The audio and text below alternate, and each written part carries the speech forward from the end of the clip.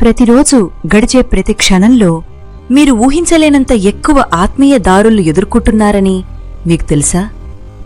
నిజమేమిటంటే మీపై జరిగే ఆత్మీయ దాడుల్లో 99% మీరు గ్రహించకుండానే జరుగుతాయి.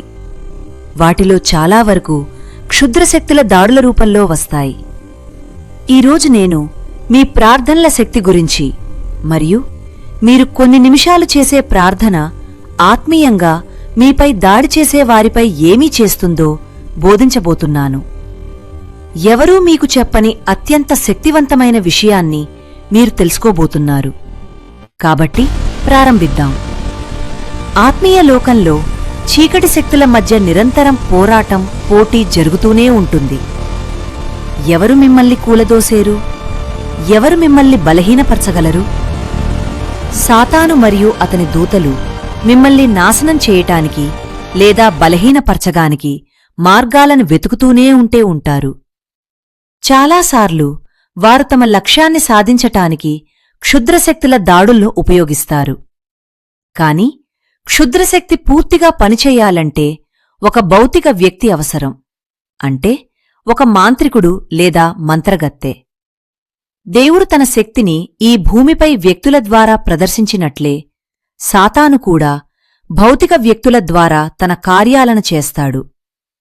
ఇక్కడ ఆసక్తికరమైన విషయం ఏమిటంటే దయ్యాలు మీపై దాడి చెయ్యాలంటే ఒక వ్యక్తి ద్వారా అనుమతి అవసరం. ఆ అనుమతి శాపాలు, మంత్రాలు, దుష్ట వాక్యాల రూపంలో వస్తుంది. ఒక మంత్రగత్తె మీపై శాపం పలికి వారి మాటలు ఆత్మీయ ధ్వనులుగా మారి దయ్యాలకు ఆదేశాలుగా చేరుతాయి.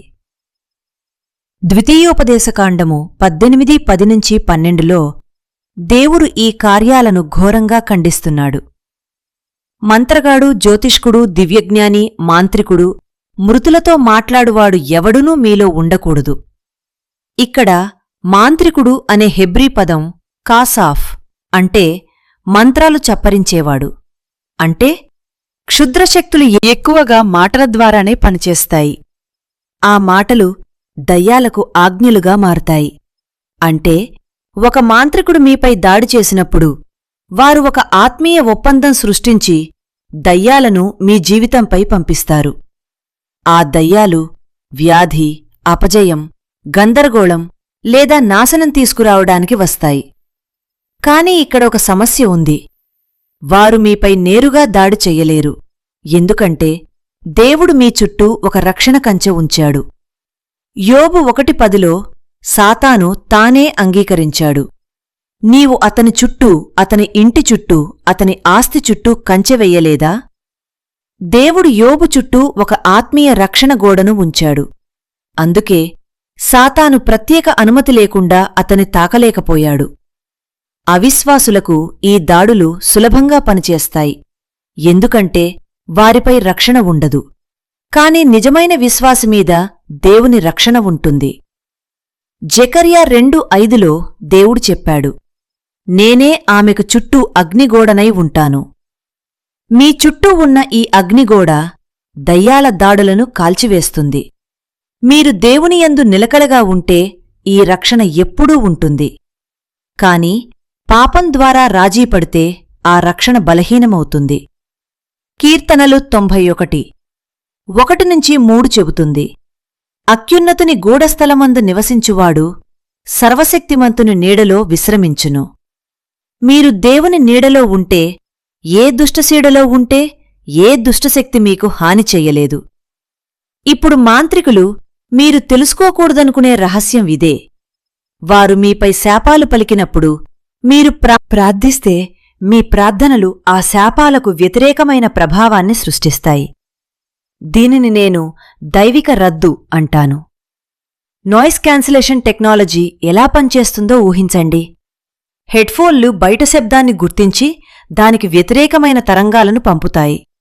ఆ రెండు కలిసినప్పుడు శబ్దం రద్దవుతుంది. అలాగే క్షుద్రశక్తులు శాపాలను ఆత్మీయ తరంగాలుగా పంపుతాయి. కాని మీరు యేసునామంలో ప్రార్థించినప్పుడు మీ ప్రార్థనలు మరింత శక్తివంతమైన ఆత్మీయ తరంగాలను విడుదల చేస్తాయి. ఫలితంగా శాపాలు పూర్తిగా నాశనమవుతాయి.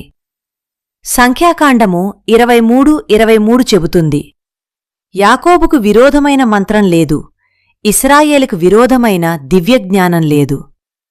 బాలాకు మరియు బిలాము కథను గుర్తుంచుకోండి. బాలాకు ఇశ్రాయేలును శపించడానికి బిలామును నియమించాడు. కాని ప్రతిసారి శాపం పలకబోయినప్పుడు ఆశీర్వాదం మాత్రమే వచ్చింది. ఎందుకంటే దేవుని రక్షణలో ఉన్న ప్రజలను ఎవరూ శపించలేరు.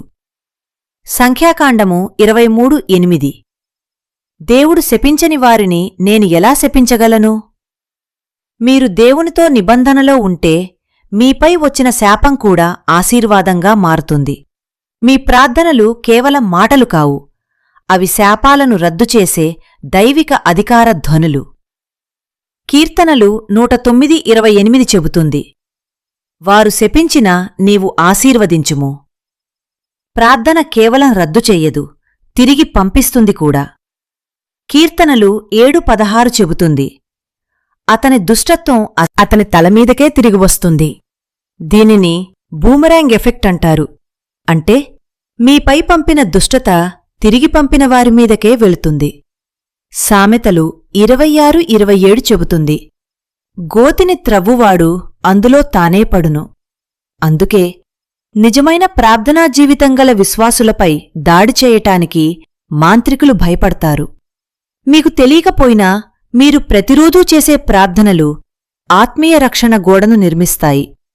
ఎఫెసీయులకు 6:18 చెబుతుంది, ప్రతి సమయమందు ఆత్మలో ప్రార్థించుడి. ప్రార్థనతో కలిసిన జాగ్రత్త ఆత్మీయ దాడులను ముందే గుర్తించి నిలిపివేస్తుంది. ప్రార్థన ఇలా ప్రారంభించండి, నేను క్రీస్తులో దాగియున్నాను. యేసు రక్తం నా జీవితాన్ని కప్పపియున్నది. నా మీద ఏర్పడిన ఏ ఆయుధమును విజయవంతం చేయలేరు. నా జీవితంపై పలికిన ప్రతి శాపం, మంత్రం, దుష్టవాక్యాన్ని యేసు నామంలో రద్దు చేస్తున్నాను. నా మీద పంపిన ప్రతి దుష్టకార్యం దానిని పంపిన వారిమీదకే తిరిగిపోవాలని ఆజ్ఞాపిస్తున్నాను. ఈ ప్రార్థన కేవలం రక్షణ కాదు, ఇది ఆత్మీయ యుద్ధంలో దాడిచేసే ఆయుధం. ఎఫెసీయులకు 2:5-6 చెబుతుంది, మనలను క్రీస్తుతో కూడా జీవింపచేసి పరలోక స్థలములలో కూర్చోబెట్టెను. మీ అధికారము మీలో కాదు, క్రీస్తులో ఉంది. ప్రకటన గ్రంథం 12:11 చెబుతుంది, వారు గొర్రెపిల్ల రక్తము వలనను తమ సాక్ష్యవాక్యము వలనను అతనిని జయించిరి. యేసు రక్తం ఏ దయ్యశక్తి తట్టుకోలేని ఆత్మీయ శక్తి. మత్తయి 18:19 యేసు చెప్పాడు, ఇద్దరు ఏకమనసుతో ప్రార్థించిన ఎడల అది జరుగును. ఏకమనస్సు అనే గ్రీకు పదం సింఫనీ నుండి వచ్చింది, అంటే కలిసి శబ్దం చేయడం. సంఘంగా చేసే ప్రార్థన మరింత శక్తివంతమైన ఆత్మీయ తరంగాలను విడుదల చేస్తుంది. ఈ దైవిక రక్షణ కొత్త విశ్వాసికి కూడా అందుబాటులో ఉంది. సాధారణ విశ్వాసంతో చేసిన ప్రార్థన కూడా శక్తివంతమైన క్షుద్రశక్తి దాడులను రద్దు చేయగలదు. మీరు నిరంతరం ప్రార్థనలో ఉంటే అసాధ్యమైన మార్గాలు తెరుచుకుంటాయి, అర్థంకాని సమస్యలు తొలగిపోతాయి. ఆత్మీయ జాగ్రత్త పెరుగుతుంది, ధైర్యం పెరుగుతుంది. కాని ఒక విషయం గుర్తుంచుకోండి, ప్రతి సమస్య వెనుక దయ్యాలను ఊహించవద్దు, వివేచన అవసరం. యాకోబు 5:16 చెబుతుంది, నీతిమంతుని ప్రభావవంతమైన ప్రార్థన బలముగా పనిచేయును. మీ ప్రార్థనలు కేవలం రక్షణ కాదు, అవి చీకటి బలగాలను కూలదోయే ఆత్మీయ ఆయుధాలు.